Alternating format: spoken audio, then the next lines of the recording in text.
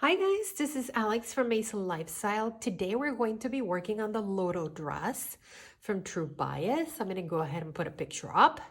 It is a knit dress and it is suggested that you use interlock, perhaps double knit, or in my case, this really awesome Ponte knit from Fabric Wholesale Direct. They were kind enough to send me this fabric so I can try it. And I said, sure, why not? Let's kind of make some transitional pieces from summer to fall. And I definitely need to get going on those. And today I thought it was a perfect day. So I'll go ahead and link this in the description box below. But let me tell you about the pieces you're going to need. You're going to need pattern piece number 1, and this is the front, and the pattern comes in 2 different views. I am doing the shorter view. I just don't care for the really long, but short, it is my speed. It comes up to my knees, so I thought that was great. And the nice thing about this pattern, it is a quick sew, and also it comes in extended sizing. So you're also going to need pattern piece number 2. And I want you to keep in mind, you actually need to cut 2 pieces for pattern piece number 2. However, I decided that I didn't want a back seam for my dress. So I went ahead and cut this on the fold. If you are going to do that and want to eliminate the back seam, you have 2 options. You have to make sure that when you are making that adjustment that you take away the seam allowance for that, and in this case 3/8 or 1 centimeter, and you cut that on the fold, right? Or you can also do what I did, and you can go ahead and extend the back facing, and I'll show you that in a little bit. So you also have pattern piece number 4, and this is my front neck facing, and you're going to cut that on the fold. You have your armhole. You have your armhole facing, and that is going to be cut on the bias. And then this is pattern piece number 5, and this is my back neck facing. And as you see right there, I extended that to accommodate for that seam allowance. The seam allowance for this pattern is 3/8 or 1 centimeter. So I want to make sure that you guys pay attention to that when you are doing this pattern. And then also for the facings, it is calling for some sort of quilting cotton. You can use, I'm going to say this, you can use the same type of fabric, but in my case, it's going to be a Ponte, which I could definitely do. It's just going to be, Ponte is a knit that is very stable, and it does have some stretch, but it is stable. I would say probably the most stable out of most knits. So it has some meat to it. So I'm using a quilting cotton. Don't ask me where I got this quilting cotton. It was in my little scraps of fabric that I use for facings or for pockets. So this is perfect for it. So go ahead and cut your pattern pieces, mark your notches, and you don't need to interface anything, which is absolutely wonderful. So go ahead and let's get ready to sew. All right, so we're gonna start to sew. And I wanna make this, I wanna mention this. If you cut 2 pieces for the back, again, I cut mine on the fold. If you cut 2 pieces for the back, that is the first thing that you are going to do. If you are doing the longer version, I want you to go ahead and stitch that center seam in the back and stop where you have that little dot that you have to stop. And then you're going to go ahead and press that open and then stitch that opening in.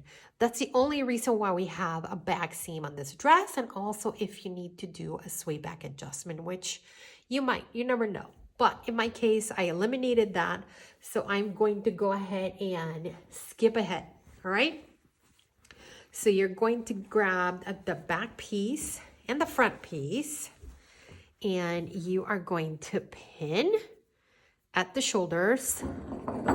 And I want to say this, when you are in the sewing machine, and I'm going to kind of pin this, right? Pin this. Usually when we are doing knits, we always like to add a little bit of an elastic at your shoulders, and we do that just so with time your garment doesn't stretch, just kind of reinforces itself at the shoulders. All right, so go ahead and stitch 3/8 of an inch seam allowance, or 1 centimeter. This is what I'm talking about. You're going to add elastic right there. Okay, right there. You're going to add elastic as you are stitching that 3/8 inch centimeter, and you want to do this because you want to reinforce your shoulders. You might think, I don't need it. You will. Probably in a year from now, you will say, what is going on with my shoulder seams? It's stretching quite a bit. Just go ahead and add it in. All right, so once you do that, you can go ahead and serge. So go ahead and stitch your shoulders now. So I stitched my shoulders, I added in that plastic. And guys, remember, we are working with knits, so you're gonna need a narrow zigzag stitch. I am serging. So for this, since we have cotton, right? This is not a stretch fabric. You are going to use a non-stretch stitch. So you're going to use a straight stitch. So I want you to grab your back facing and your front facing.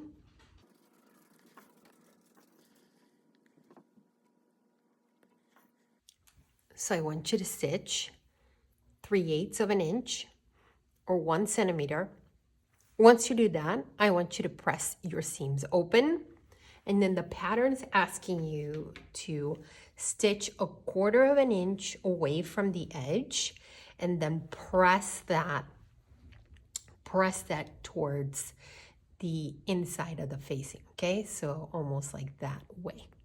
So go ahead and do that now. Go ahead and prepare your facing. So I went ahead and stitched my facings, my back and my front facing. And then I went ahead and stitched 1/4 of an inch away from that raw edge, or 7 millimeters. And then I pressed that in. So let me kind of get it close to the camera so you can see, right? So now I want you to grab your dress. Whoop. So now I want you to grab your dress, okay? And this is with the right sides. And I want you to go ahead and right sides together. I want you to pin that facing all around.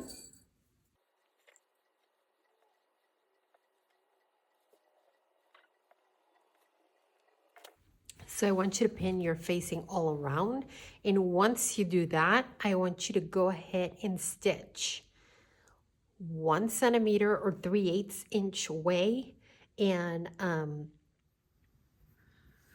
so I am stitching my facing.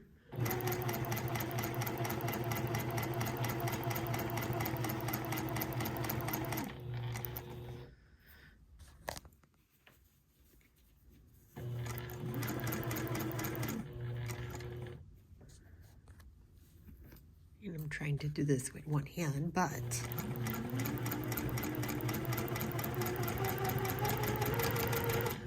so I'm getting close to kind of like that little where the V meets, and I'm going to go ahead and lower my stitch length to probably 1.5 millimeters. And the reason why I want to do that is so that area is reinforced, okay? And if you guys notice, I have a little dot right there. I went ahead and stitched in my facing, and remember, we attach facings from the right side, okay? So now I want you to grab your shears or if you have something small. And I want you to trim that seam allowance, right? 1/4 of an inch. And we want to do that so we reduce some bulk. Okay, so go ahead and do that all the way around. And right here where you have that neckline, or anywhere where you have like curves, like back here, I want you to go ahead and clip into those. Okay, once you do that, you're going to turn your facing towards the inside and you're going to press. I think I'm going to go to the sewing machine, and also I'm going to understitch. And understitch means that I'm going to stitch the facing to the seam allowance. So when I turn this in, that seam allowance rotates towards the inside. So let me show you how we do that. All right, so this is a little extra step. It is not in the pattern, but it's always a good thing for you to do unless you want your facing to peek a little. I don't want mine to. So what I'm doing is I'm stitching the facing, right? Facing. And then you see my seam allowance down there. So I'm stitching the facing towards the seam allowance. And I'm trying to get as close as possible to that edge. And I'm going to do that all around the facing. Go ahead and do that now. All right, this was fun. Nope, I'm lying. Actually, it wasn't too bad. So again, I understitch my facing as I showed you. I also trimmed my seam allowance just so I can reduce some bulk, right? Because it's gonna be around my neckline. And I pinned it, right? So now I'm going to take it to the sewing machine and I'm gonna top stitch. And the pattern is asking you to top stitch from, right, the right side, but I wanna make sure that this looks all nice and even. So I'm gonna do it from the side, and I'm just gonna follow the edge really nice of my facing, and I'll be okay. So go ahead and top stitch your facing, and then we'll be done with this area. Go ahead and do that now. So I went ahead and top stitched. That's what it looks like, right? See if you guys can see it. Make sure you give it a good press. So now I want you to put this off to the side, and I want you to grab your pieces number 3. These are cut in the bias, and you have one side with notches and another side without. I want you to go ahead and fold at each end 1/4 of an inch or 7 millimeters on that side, right? And press. Same thing on that side and press. And then also, put this off to the side. So you want to press this side, right? And also, I want you to also press this side. You want to press the sides without the notches. I'm trying to think which side did I put the notches on this. They're right there, a little notch. So again, go ahead and fold the ends and the notch side 1/4 of an inch or 7 millimeters. Go ahead and do that now.